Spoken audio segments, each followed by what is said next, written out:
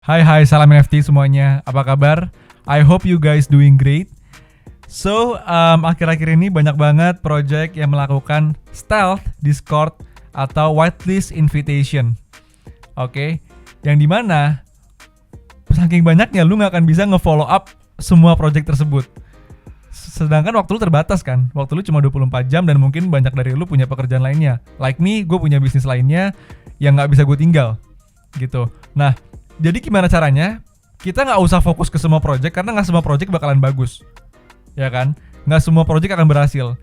Jadi dari awal kita coba filter aja. Kita coba filter beberapa project yang sehingga kita bisa fokus nih ke 2, 3, 5 project yang kemudian kita bisa dapetin whitelistnya. Daripada lu incer semua project tapi nggak ada whitelist yang lu dapet, mendingan 2, 3 atau sampai 5 project yang lu fokus, lu follow tuh semua announcement-nya sampai akhirnya lu bisa dapetin whitelist dari project tersebut. Oke? Jadi berikut cara filternya ya. So, yang pertama yang paling gue lihat itu biasanya dari artnya. Jadi gini, misalkan lu menemukan banyak project nih, ya kan? Dari mulai bear, bebek, kodok, cicak, terus ada juga naga. Nah, kalau menurut gue, misalkan ada satu animal, yaitu naga nih. Naga ini kalau gue lihat-lihat project baru itu banyak banget yang gambarnya kayak naga. Yang pertama itu ada Cosmic Wyvern, terus ada Genesis Dragons, ada Project Draka, Digi Dragons, Dormant Dragons, dan Reunation. Yang mana kita harus coba realistis ya, bahwa nggak semua project itu akan berhasil. Pastilah, mau gimana pun. Ini kan berarti rebutan market share dong. Orang yang suka naga itu berapa banyak sih emang? Sementara projectnya ada banyak nih. Jadi yang gue yakin ya yang berhasil apalagi untuk jangka panjang tuh paling cuma 1-2 project doang. Sisanya enggak gitu loh. So daripada lu coba follow up banyak project, naga sendiri ada 6, lu coba follow up semua dan lu capek, lebih baik lu filter dulu kan. Nah, kalau gue yang pertama gue filter itu dari artnya. Kalau di sini kan kalau kita lihat Reunation artnya gini nih. Ini lu lihat dulu artnya nih ya. Tuh. Terus yang kedua, Dormant Dragons artnya kayak gini. Tuh, oke. Digi Dragons artnya kayak gini. Tuh, dia ngebawa vibes Charizard sih yang ada di Pokemon. Project Draka vibes-nya kayak gini. Mana ya? Nah, gini-gini dia nih. Atau lihat ininya aja lah, display picture-nya aja lah nih ya. Display picture-an kayak gini nih. Tuh. Nah, kalau di sini gue lihat nih antara Project Draka sama Dormant Dragons mirip kan. Jadi ini dia ngebawa naga kayak yang ada di The Hobbit sih mungkin. Ini mirip nih. Yang mirip kayak naga gini gue malah justru kurang. Gue lebih suka yang dia ada uniknya. Kayak misalkan Digi Dragons gini dia ngebawa Charizard. Terus yang kayak satu lagi nih Genesis Dragons, dia ngebawa vibes How to Train Your Dragon. Kalau lu lihat yang warna hitamnya itu mirip banget kayak Toothless yang ada di How to Train Your Dragon. Oke. Terus ada lagi Cosmic Wyverns. Cosmic Wyverns nih naga yang ngeluarin es ya. Yang menurut gue agak unik dibanding yang lain gitu. Jadi menurut gue yang pertama dicari kata kunci adalah yang unik. Jangan sampai yang desainnya bener-bener sama kayak ini kan bener-bener kayak naga banget ya. Terus si Dormant Dragon juga mirip kayak naga banget. Gue kurang suka sih kalau gue pribadi ya. Gue tidak akan hustling untuk mencari whitelist dari 2 project ini. Nah kalau Reunation, kalau gue pribadi gue emang gak suka aja artnya gitu. Jadi yang mungkin gue coba hustling whitelist ya dari 6 naga ini, ya paling 3 ini, Cosmic Wyverns, Genesis Dragons, dan Digi Dragons. Cosmic Wyvern sendiri itu udah launch kemarin, bahkan sempet tembus 0,8 floornya. Tapi kemudian ketika reveal gambarnya koreksi ke angka 0,3, 0,4. That's fine, itu udah berkali-kali lipat dari investment lu. Karena kan untuk minnya itu cuma 0,06 apa ya, 0,08 gue lupa antara segitu. Tapi ya itu udah berkali-kali lipat lah dari uang yang lu investasikan. Nah ya jadi intinya itu dari art dulu yang pertama. Kalau udah pilih dari art, tadi kan kalau gue di sini pilih 3 dari 6 kan. Baru masuk ke engagement. Nah, kalau engagement di sini ada 2, ada Twitter, ada Discord. Kalau Twitter itu lu bakalan sering kali ngelihat Twitter kalau emang lu sering research project NFT ya. Kayak followernya 10.000, 30.000, 50.000, tapi likes-nya cuma 2, cuma 5 setiap dia nge-tweet. Kecuali ada paksaan kayak giveaway ya. Biasanya banyak kan. Likes, reply sama retweet itu banyak kan. Nah, kalau misalkan dia nge-tweetnya biasa aja gitu nggak ada giveaway, itu like-nya cuma 1, cuma 2, cuma 5. Padahal followernya 10.000, 20.000, 30.000. Yang mana menurut gue jelek banget engagementnya dan kemungkinan itu bot. Gue itu udah yellow flag menurut gue. Oke. Nah dari engagement Twitter kita bisa masuk ke Discord. Ini kalau kita perhatiin ya, ini menurut gue ada yang janggal nih di Rio Nation. Oke, yang janggal adalah lu lihat followernya 2186. Twitter itu kan funneling awalnya ya, baru dia masuk ke Discord. Orang-orang tahu dari Twitter dulu, baru ke Discord biasanya. Nah, gue masuk ke Discordnya nih. Setelah masuk Discordnya, membernya 123.975.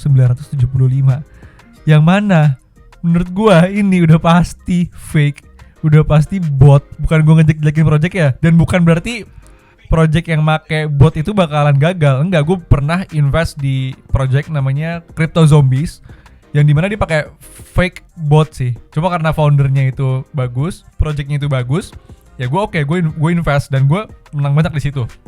Kalau lo cari tahu Crypto Zombies itu bot Discordnya, member Discordnya. Nah begitu pun ini nih Rio Nation, dari Twitter 2100 follower jadi 120.000 tuh kayak itu fake banget sih.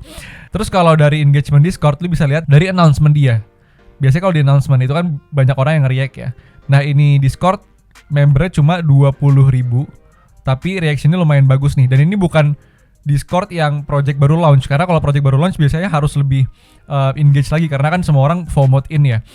Nah kalau ini project yang udah jalan lama, yang gue tahu isi dalamnya itu bukan bot gitu. Kalau setiap dia ngasih announcement banyak yang react. Nah kalau misalkan lu lihat project yang membernya 100.000, 200.000, tapi kayak yang react cuma 100, padahal itu project baru.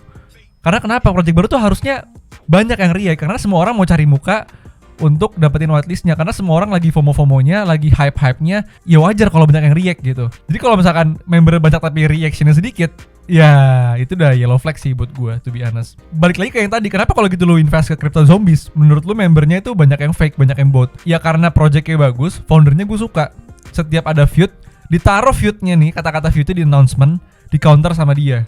Dan jawabnya sincere, tulus. Itu yang bikin gue invest akhirnya di Crypto Zombies dan gue banyak di situ. Jadi udah ada dua ya, ada yang pertama artnya, terus yang kedua engagement dari follower ke engagementnya, sama dari member Discord ke engagementnya. Terus yang keempat, yang gue pengen teman-teman lihat itu adalah foundernya. Bagaimana si founder itu engage dengan para follower. Jangan sampai ketika dia ngasih lihat profile foundernya, kadang tweet foundernya itu di retweet sama projectnya. Nah ketika lu lihat foundernya itu toxic, itu udah mendingan jangan deh. Karena mau bagaimanapun, project itu tantangannya banyak ke depan. Kalau foundernya ngaco, nggak punya kapabilitas, udah pasti hancur. Kayak misalkan ini project Draka, baru hari ini pagi launch. Dia launch yang seharusnya itu project minting untuk pre-sale doang, untuk orang-orang yang udah dapat whitelist gitu ya. Dia nggak nutup keran untuk public, sehingga semua orang bisa minting. Dan sehingga launchnya berantakan. Orang yang seharusnya dapat whitelist malah jadi nggak dapat whitelist. Kasian nggak?